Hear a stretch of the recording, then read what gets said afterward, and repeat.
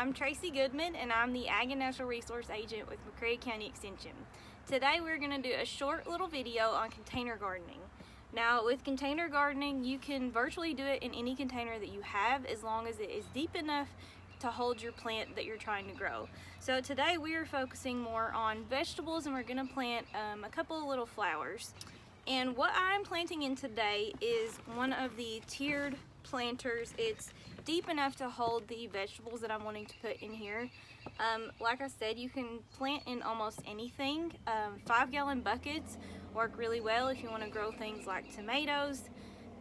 If you need something with a little bit of support to climb, you can add a trellis to your pot, or with tomatoes you can put a stake in your 5-gallon bucket to hold them up. There are many ways that you can make container gardening work for virtually anything that you want to grow.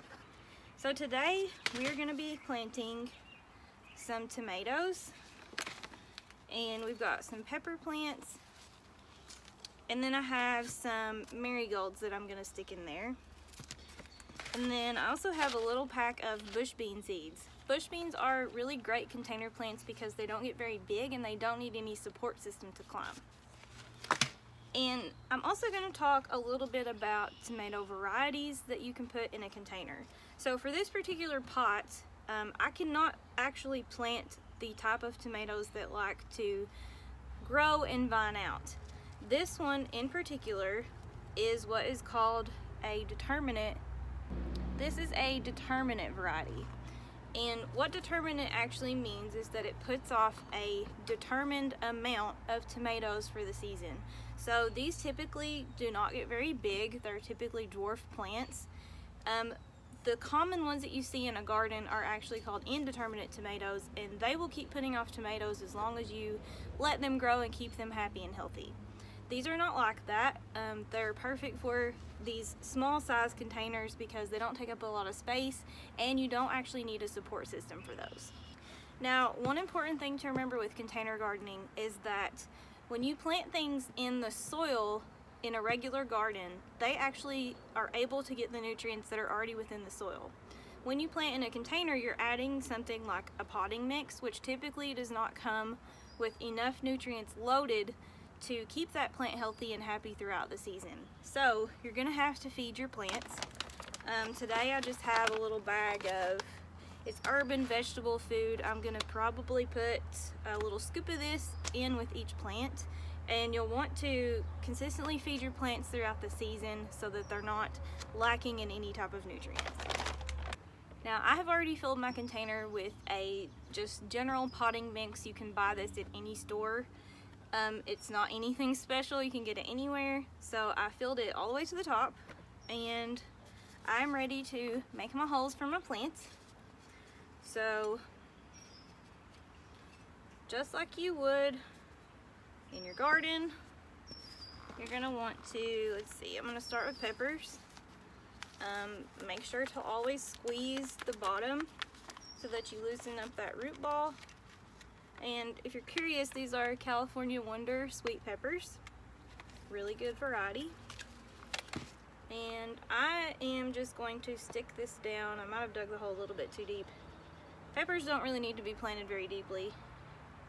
So I'm just going to stick that little buddy in there. And because this is a tiered planter, there's going to be another layer over top of this. So in each of these little channels, I'm going to have to keep my plant kind of close to the edge so that it doesn't get squashed by the next tier. So we're going to go all around this side and plant our peppers here on the bottom. And instead of using that trowel, I'm just going to dig a little hole there.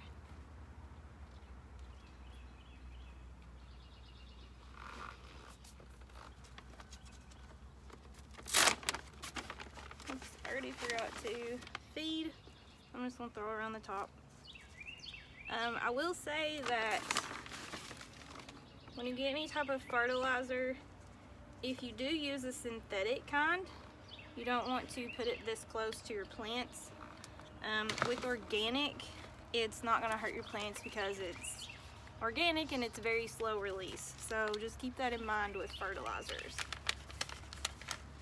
They make them also that are water soluble, so you can actually feed your plants at the same time that you're watering them. Okay, now I might stick a couple marigolds in here. And marigolds are great because they actually help deter pests from your garden plants.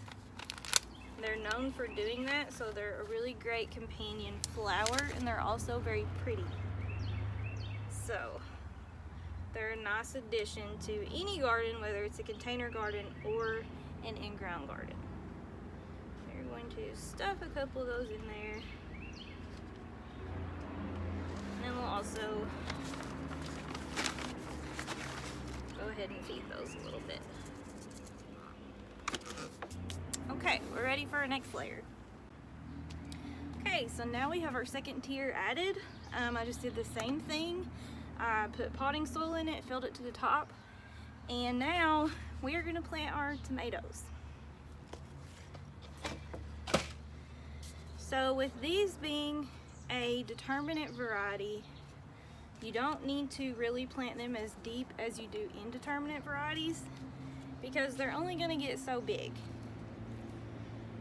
So with these, just add a little bit of fertilizer in the top. Again, squeeze the bottom of your container so it doesn't disturb your root ball. And I would just plant these to the depth of this root ball. Whereas with regular tomatoes, you would want to plant them a little bit deeper so that they can establish a really deep root system, and you would want to trim these off. But because these are determinate, I'm just going to plant them as deep as the root ball. Okay, I'm going to add a little bit more fertilizer.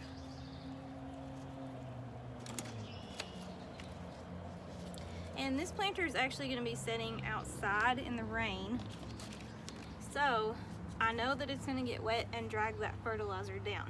Otherwise, for containers, if you have them under a cover and you're manually watering them, I would recommend just adding some food to your water so that you can kill two birds with one stone that way.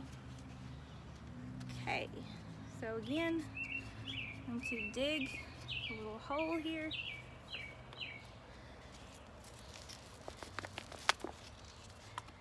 Just deep enough to come to the top of the stem, and we are going to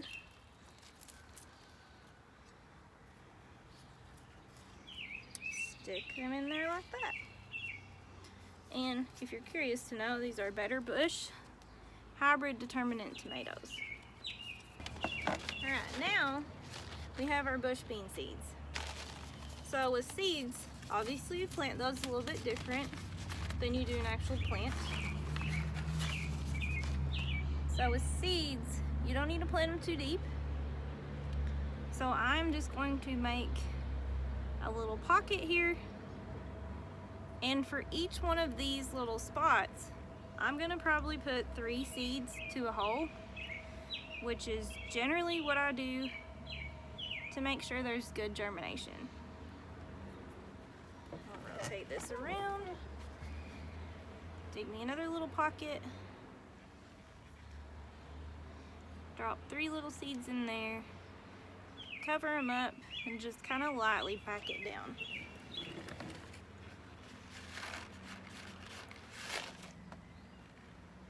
Same on this side. And again, I'm planting close to the edge because there's one more layer that goes on top of this one. Okay, we are all the way up here now. This is the 3rd layer of this tiered planter. And like I said, you don't have to plant in a tiered planter. This type of planter actually helps if you have just a little bit of space. So in this instance, there is a back porch back here. That is where this container garden is going to be. So this is the perfect solution to get a lot of vegetables and things in here without taking up a lot of space. But you can plant in flower pots, buckets, whatever you have. Just make sure that there's good drainage and that you have a nice sunny place to keep them. We're going to finish this top out, maybe plant a couple more bush beans, and then I'm going to save the rest of these for some herbs later on. Okay, so one of the most important things you need to do after you plant everything is to give it a really good watering.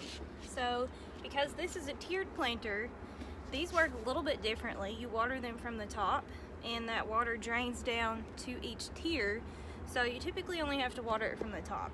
Any other container that you use, you would obviously just water it each one from the top. So with this, I've got my water. I'm gonna dump this in. I'm gonna give it a good amount if it's in one of these.